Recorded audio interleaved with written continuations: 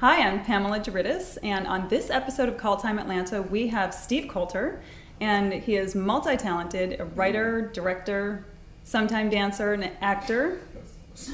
I'm a sometime dancer, that's right, buddy. Steve, where are you originally from? Canada. I was born in Canada, and I'm still Canadian, but I left when I was 2. Mm-hmm. So I'm, for all intents and purposes, I'm American. Okay.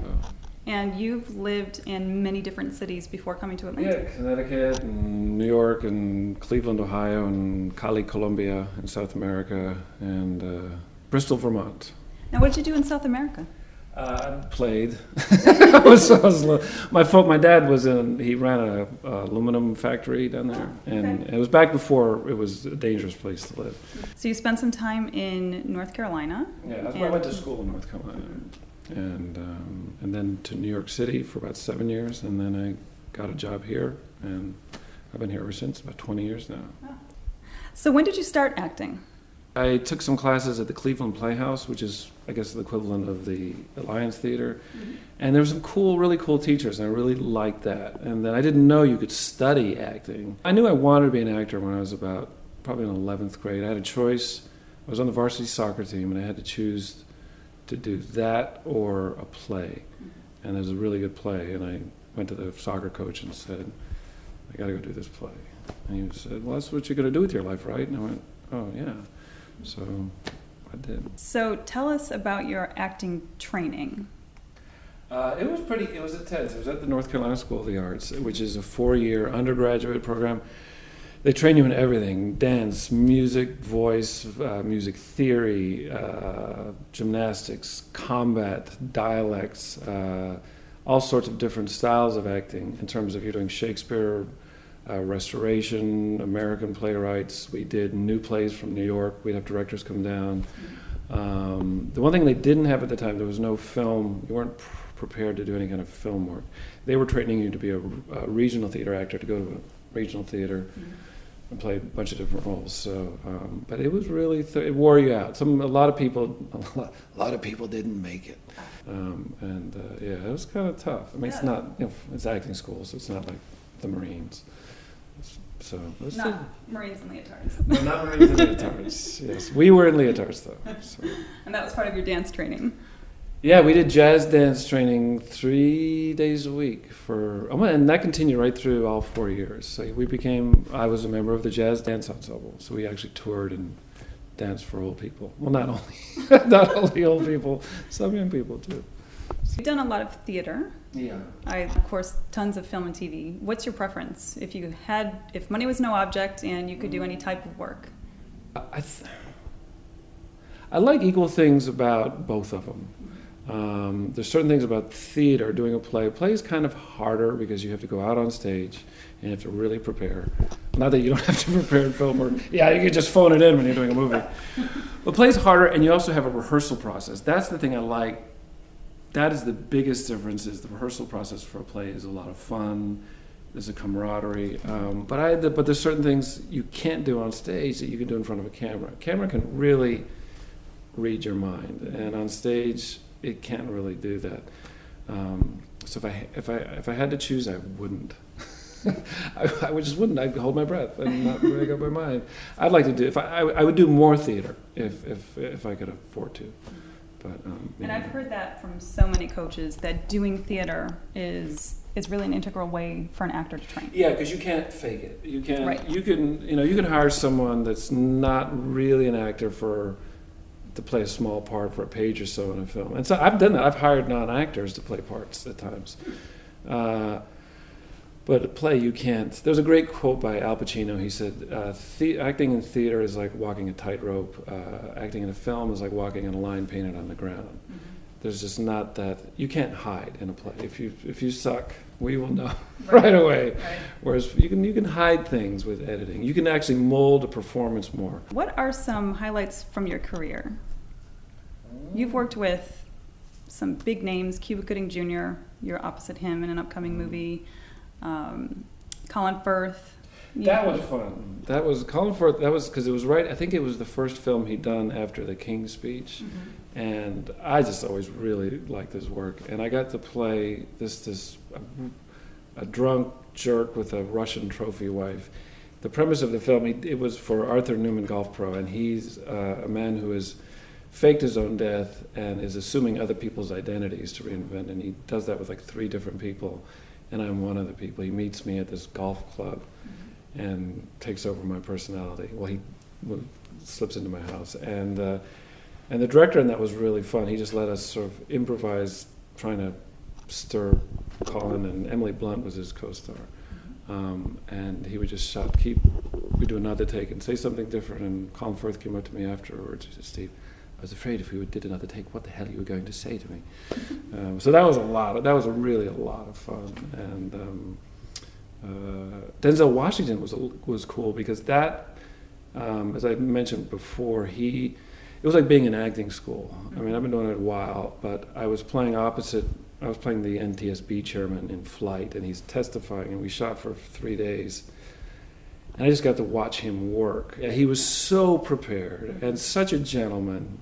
He wasn't like broadcasting how hard he was working. In between takes, he would just go off by himself. He was very kind. There was about 200 background people. There was another actress who will remain nameless, who starred in the film,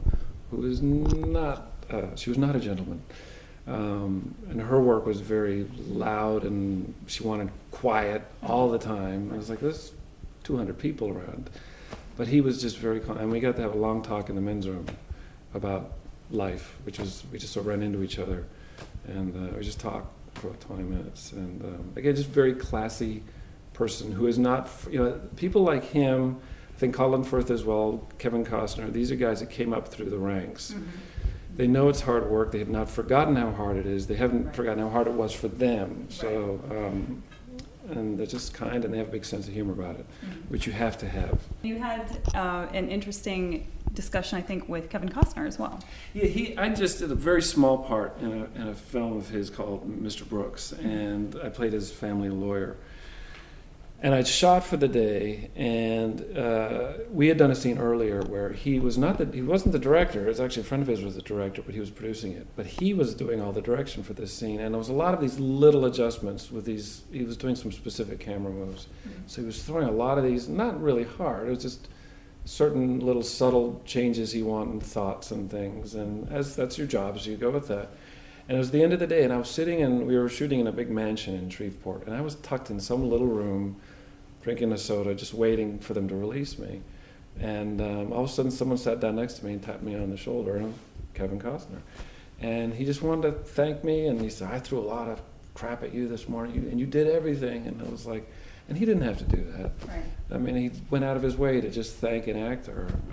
And that's the kind of stuff you don't forget. Right. And again, but he started off on cruise. When he first wanted to do this, he said, "I want to get involved in film," when he was in Los Angeles.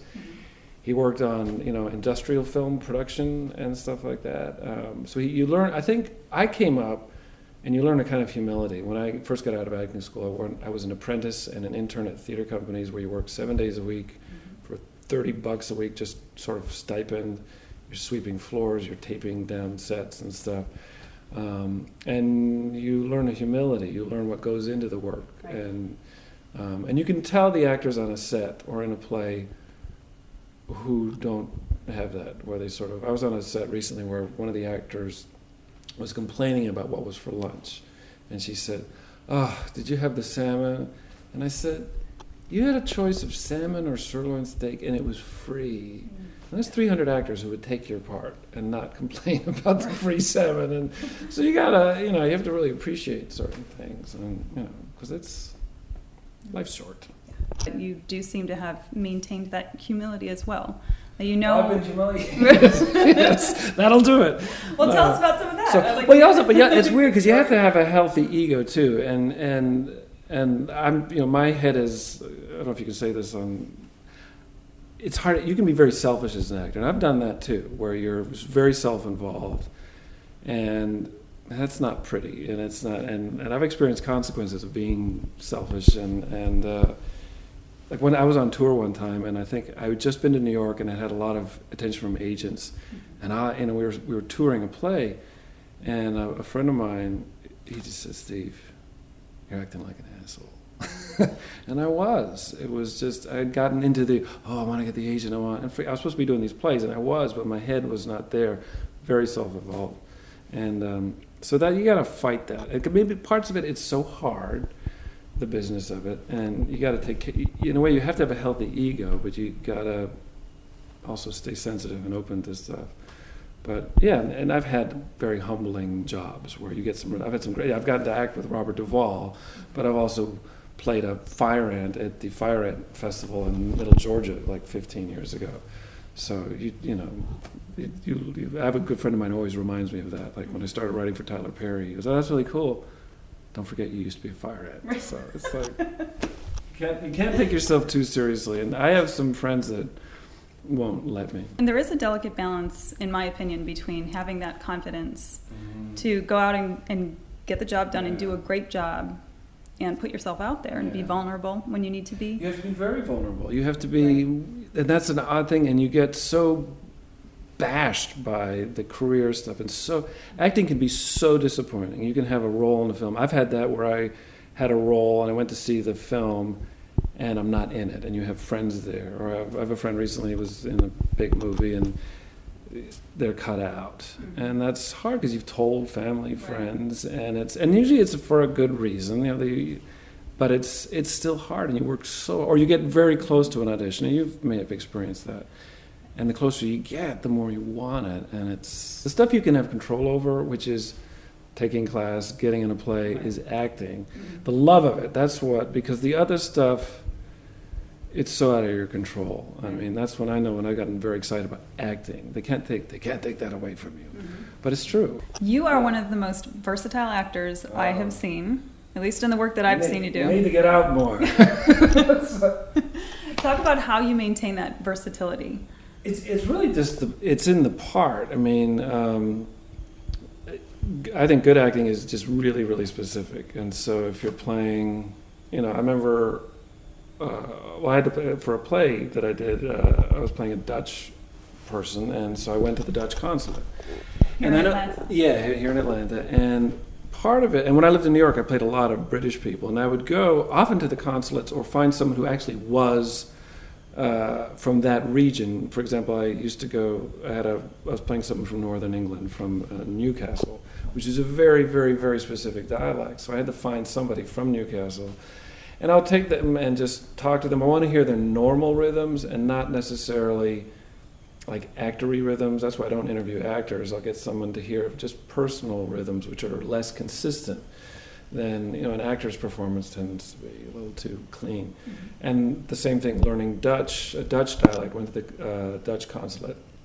It was kind of a tough woman who at first didn't want to answer my questions, but I would speak with her and record her and then have her say a good chunk of my dialogue so that I would just get those rhythms in that. And the same thing if it's a physicality, if it's a limp, it's not just, and you'll see, you've seen things in plays or things where it's not, if your knee is out or you have bone cancer in your thigh, whatever, they have a specific way of walking. It's not just a limp, you're also maybe compensating in your left shoulder. Right. And part of it is you just find someone who has that and you see what their circumstances are, and then you adjust it, of course, to the circumstances of the play or the film.